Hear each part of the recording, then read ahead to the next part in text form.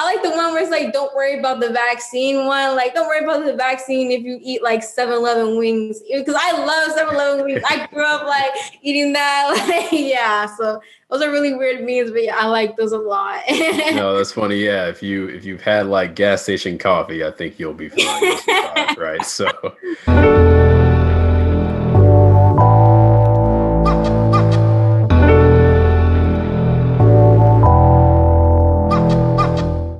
What's going on, everybody? Thanks for joining us for another episode of the Black Student Success Podcast, where we bring you insight and guidance from successful Black professionals. My name is Selvin, and of course, we appreciate the support.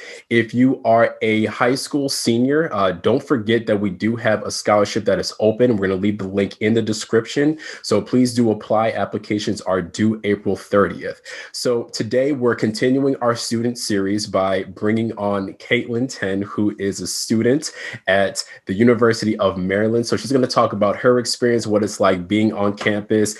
She's got a few nuances when it comes to her experience. So we're definitely looking forward to hearing from her. So Katelin, welcome. How are you doing today? I'm doing well today. Thank you so much for having me, letting me be able to be seen and heard and tell my story. Absolutely, absolutely. So we're going to start the show by letting you have an opportunity to introduce yourself by answering, who is Katelin Ten? Oh, who is Katelin Ten? Well, Black woman, race writer, truth seeker, student, occasional anti-hero, and whatever else I feel like being. There you go. Perfect. So let's start from the beginning. Let's start by talking about your childhood. How did you grow up? What were your experiences like leading up to the point where you actually got into college? Okay, so I was born and raised in primarily Capitol Heights, Maryland, which is in PG County, but I went to school in Montgomery County. So to explain about that, I basically had a family member that lived in Montgomery County, and since the schools in Montgomery County, like obviously they had a lot more resources than in PG County, so my mom just sent me over there. And so, but I did go to schools that were primarily like Black and Latinx. So even though Montgomery County has a lot of resources, not all the resources are allocated to the schools that I went to specifically. And I would say like going to school in Montgomery County, I kind of wish I went to school in PG County because I also had a lot of teachers that didn't look like me. And so they would try to like put me in like below grade level reading when I could obviously read, or like they would like try to test me on like, you sure you want to do AP or honors? Why don't you just do like on level, you know? So I think the best thing out of that experience is that I learned how to advocate for myself, which is really important in college because no one's going to speak up for you and stuff like that. So yeah. And some people would probably think of those experiences as negative, but you actually learned from those and were able to use those types of things when you actually got to school. Perfect. And I'm guessing that kind of led to the major that you chose, but let us know what major you're in now and then why you chose it. I am currently an African American Studies major, social and cultural track, because there's two. The other one is public policy, but I don't really like politics that much.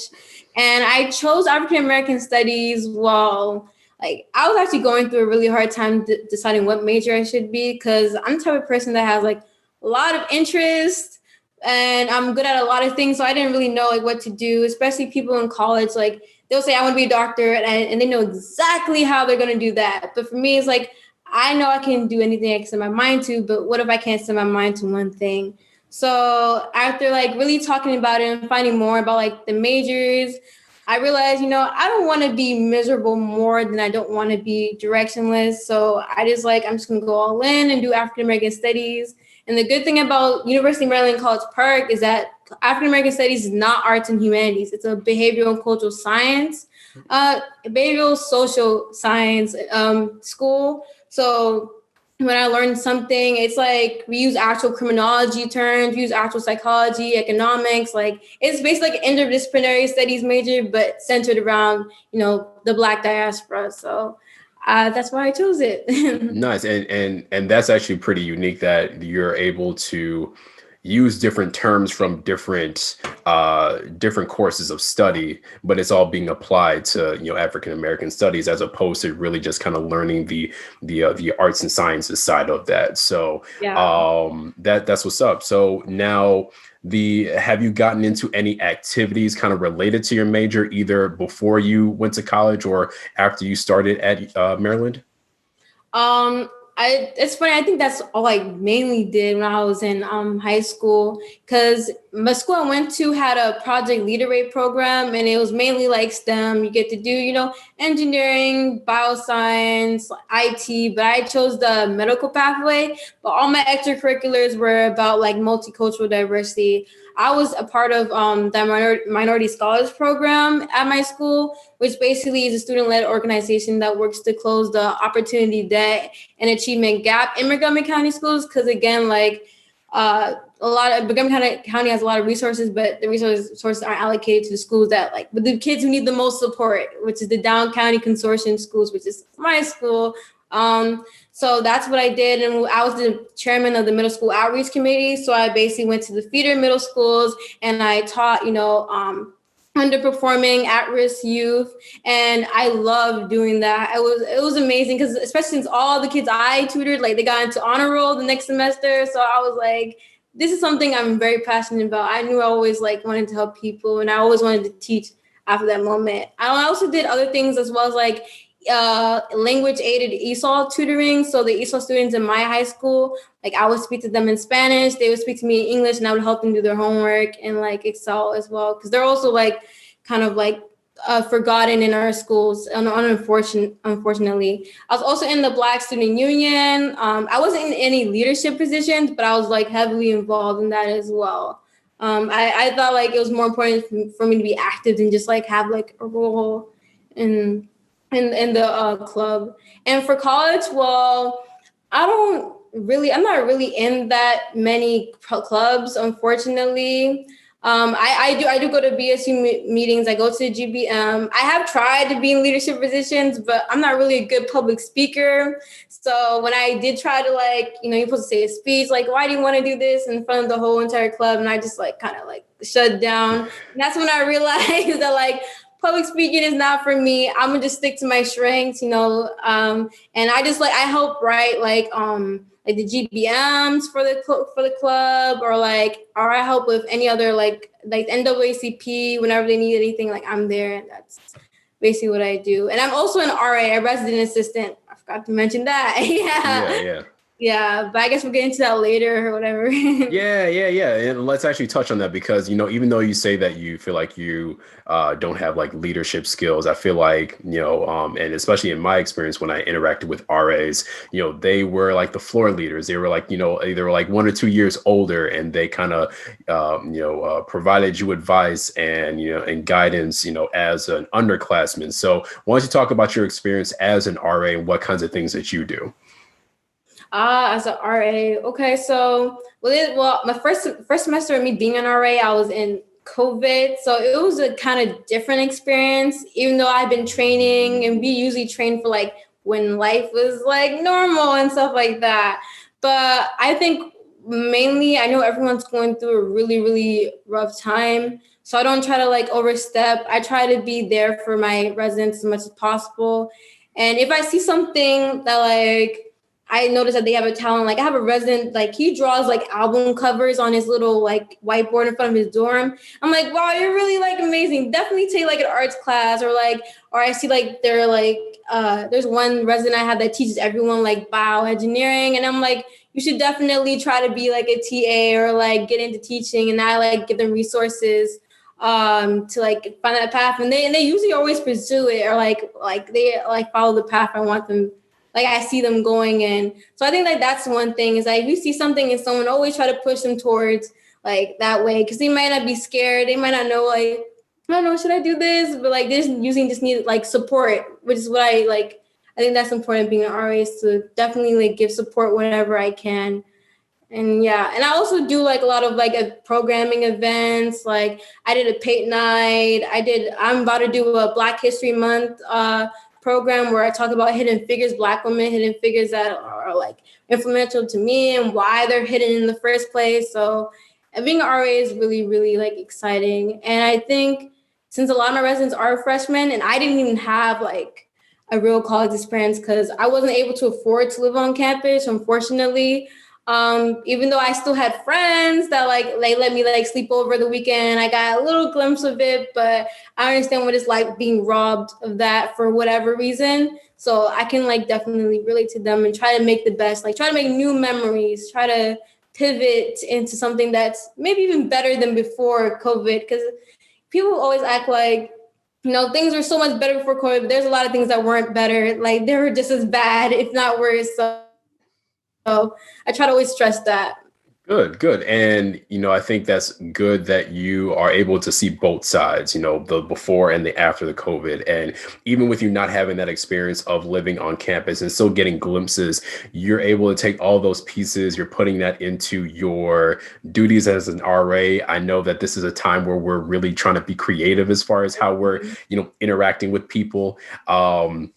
So I think you're able to actually, basically get all those different experiences, even if they're not, the traditional or in full, but you're able to give your residents, something that they can remember. And, even with the crazy time that we're in right now. So that's really cool to hear.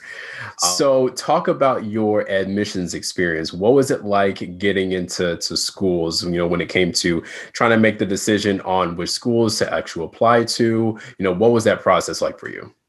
Oh, okay. So I was mainly concerned about like going to schools that I can afford to go into more than anything. And yes, I did apply to like some Ivy League, just like, you always hear those stories where people applied on a whim and they got in. So like, oh God, I thought it was gonna be me.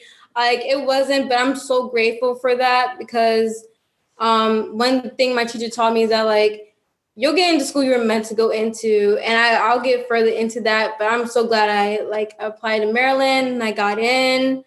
And I think other stuff about the college admissions process that makes you your authentic self. Again, I didn't do that much, but I really did stress the fact that like I was involved in my community and I made a difference. And I also like another thing, I didn't really like accomplish much. I wouldn't say I accomplished much, like in terms of like accolades.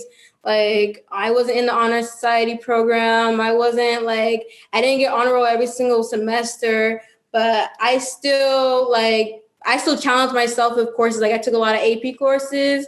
I took a lot of like extracurricular. Like I also did a summer program at Harvard. Yeah, where I basically took 2 8-credit courses. Oh no, 2 4-credit courses. So it was 8 credits in total over the summer. And I was with people from all around the world. And I think that also made my application look really nice because I did well in those courses. I took a neuroscience class and I took a intro to psych course. So I think like just trying to find ways to just kind of like stand out in a way. I think that's always like good, and make sure that they know that you're not just for self, that you're going to college to be a better person for the world. So yeah. Good. And then did you actually get credits for those courses that you took for the Harvard program? Yeah, Nice. I got 8 credits, which is also helped with my college experience because like those credits, I didn't have to take Psych 100 over here because I think that's a natural science credit. So I was able to like just breeze through my first year when everyone had to take those classes. Like I already took it like 2 years ago. Like, yeah. There you go. Yeah. So yeah, there is some value in some of those programs where you're able to spend the summer and like take some courses, or even like the bridge program that you went into.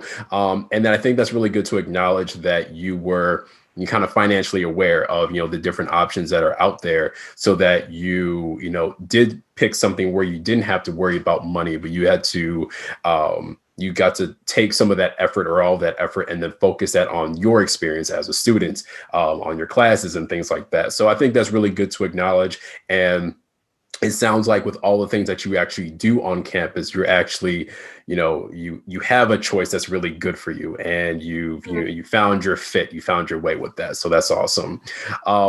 Now you've talked about, being an RA on campus. You've talked about, being involved with the BSU. What other things have you done on campus? What has your, your college experience been like, on the academic side and then socially as well? Well, Academically, thankfully, like during my bridge program, I had a Black woman professor as my English professor.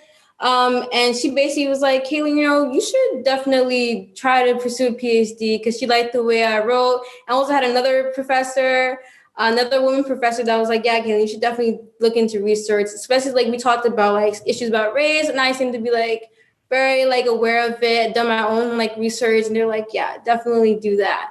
So right now I'm currently applying to be a part of McNair, which is basically a feeder program to help like black and other like minority students get into PhDs because we're so underrepresented in academia. It's ridiculous. I'm also a research assistant right now, and the lab I'm doing is conjoined with the reparations initiative on campus. Like I also help write one of the PowerPoints for that as well. And also like helping create a reparations class for the African American Studies department. So that's what I'm doing right now. It's a lot of writing, a lot of reading, but it's important work. And socially, since I'm part of my AAP academic achievement program, I mainly spent most of my time in there and like talking to my friends there. And since again, I was on campus, so I wasn't able to do a lot. But I made sure that even though like when I wasn't on campus, that like I still like made myself visible. So we have a cultural center, which is where like all the BSU, NAACP, African Student Association, all of them are held in that area. So I was always in the computer lab there, and that's where I met most of the upperclassmen. And upperclassmen are really nice. If you don't meet any friends in your grade, you'll definitely meet some for upperclassmen because they're always like willing to help and like guide you. So that's basically how I gained my social presence, and it's basically like I do go to Maryland, I live there and stuff like that, and that's basically my experience.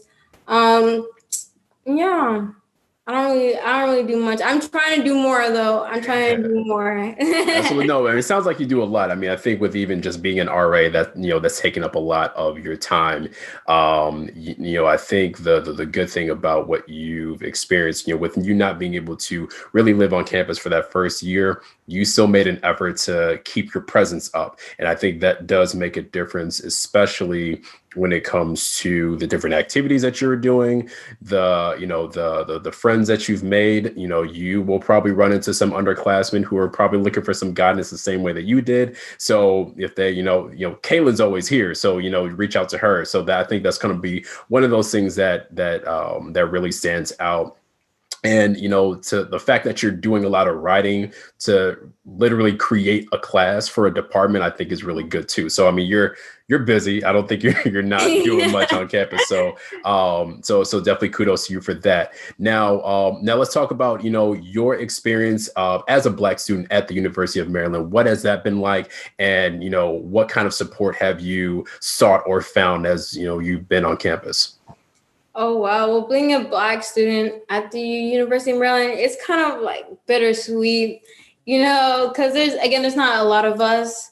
And the university has had like a lot of like, a lot of situations in the past where they basically are like racist apologists or like it's just a lot of like racial issues like that happen on campus.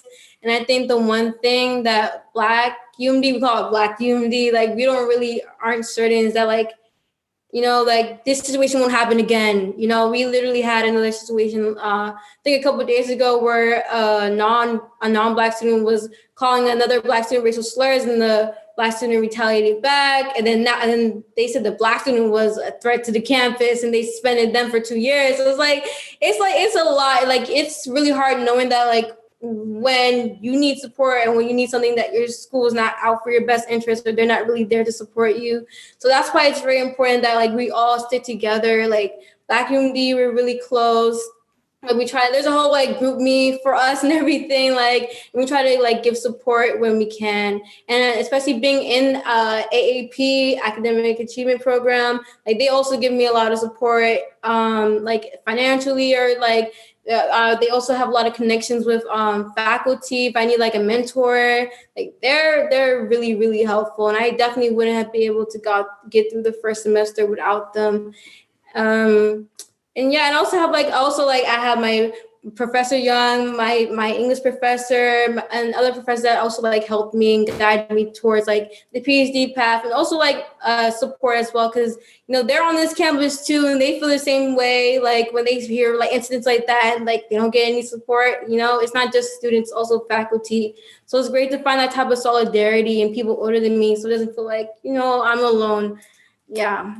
Yeah. It can be difficult, especially when you're on those campuses where you might not see the action that you want when it comes to those different instances. So, being able to come as a collective, in whatever form that is, if it's the Black community that's on your campus, if it's, a fraternity or sorority, if it's, your Black student union, finding that different support there is definitely important, as well as what you've done. You found that support in your faculty, and kind of done it vice versa. So it's really cool that you're able to see that on campus, even though there may not, be so many Black students on campus. So that's really good to hear. Now, lastly, do you have any advice for anybody who's in high school who might be listening or watching this and they're looking to pursue college? What would you say to them? Okay. Do internships.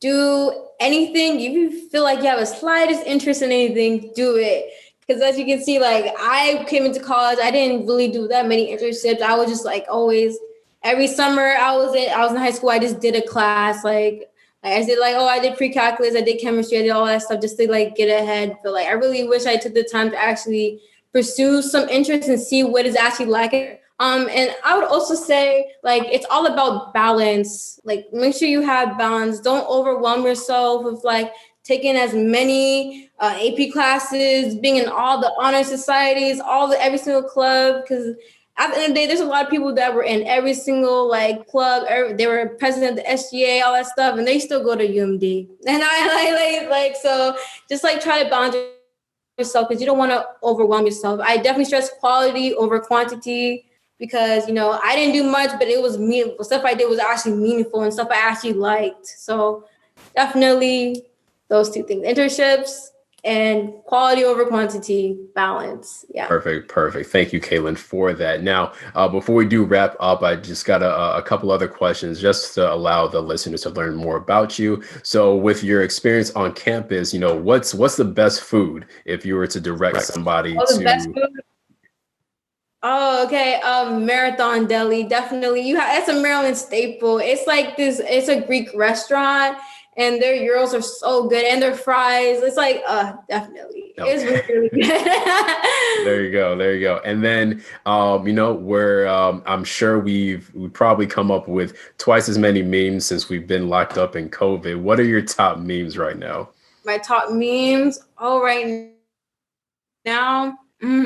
I really, really like it's not really recent, but it's the meme where there's like the Earth and there's two astronauts, and then like the Earth is like, let's say the Earth is history, and then the astronaut's like, oh my gosh, it was all a class struggle. And like, yeah, it always has been. Like that one. I know it's kind of like a nerdy meme, but I really like that meme a lot. And then I like the one where it's like, don't worry about the vaccine one. Like, don't worry about the vaccine if you eat like 7-Eleven wings, because I love 7-Eleven wings. I grew up like eating that. Like, yeah, so those are really weird memes, but yeah, I like those a lot.